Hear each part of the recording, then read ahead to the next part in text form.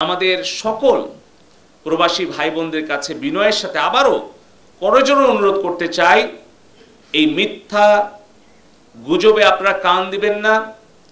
আমাদের দেশের সম্পদ, আমাদের সরকারের যত অবকাঠামো, এগুলো কিন্তু আপনাদের মাননীয় প্রধানমন্ত্রীকে, আমাদেরকে আক্রমণ করা হচ্ছে, এমন ভাষায় আক্রমণ করা হচ্ছে, এটা কোনো সুস্থ স্বাভাবিক মানুষের পক্ষে সম্ভব নয়। যারা আজকে উস্কানি দিচ্ছে যে রেমিটেন্স পাঠিয়েন না, রেমিটেন্স পাঠানো 6 মাস বন্ধ রাখেন, তাহলে পারে সরকার পতন হয়ে যাবে, আমি তাদের উদ্দেশ্যে বলতে চাই 2009 সালে আওয়ামী লীগের সরকার গঠনের আগে আর কি কোনো সরকার ছিল না? তখন তারা কেন এই ইন্টারনেটের দাম কমাতে পারলো না? কেন তারা 4G নেটওয়ার্ক দিতে পারলো না?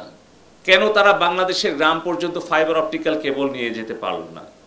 আজকে আমাদের প্রাইভেট আইএসপির সংখ্যা 3000, 1,20,00,000 মানুষ তারা ব্রডব্যান্ড কানেক্টিভিটি ইউজ করে বাসা, বাড়ি, অফিস, আদালতে, ব্যবসা প্রতিষ্ঠানে। আমাদের 12 কোটি ইন্টারনেট ব্যবহার করে মোবাইল 4G নেটওয়ার্কের মাধ্যমে।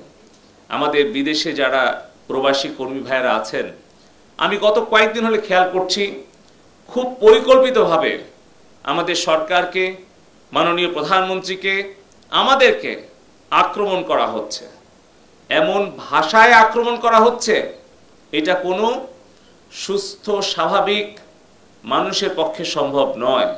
এটা নিশ্চয়ই পরিকল্পিতভাবে উস্কানি দিয়ে এটা করানো হচ্ছে। আমার মায়ের বয়স 82 বছর, আমার মাও ফেসবুকে অ্যাক্টিভ, আমার সাথে ভিডিও কনফারেন্সে কথা বলেন, ফেসবুকে উনি লাইভ টাইপ দেখেন। আমি চিন্তা করি যে এই ধরনের ভাষা যদি ফেসবুক রিলস কিংবা টিকটক অথবা ইউটিউব শর্টসে আমার মা যেরকম দেখে কষ্ট পাচ্ছে, যিনি গালিটা দিচ্ছেন তার মা, তার সন্তান, তার স্ত্রী, তার বোন, সে কি এটা ভালোভাবে নিচ্ছে?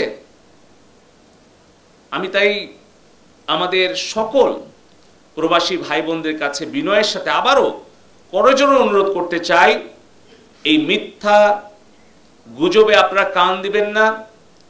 আমাদের দেশের সম্পদ, আমাদের সরকারের যত অবকাঠামো, এগুলো কিন্তু আপনাদের রেমিটেন্সের পয়সা, দেশের কৃষক, শ্রমিক, ব্যবসায়ী সকলের ট্যাক্সের পয়সা দিয়ে তৈরি।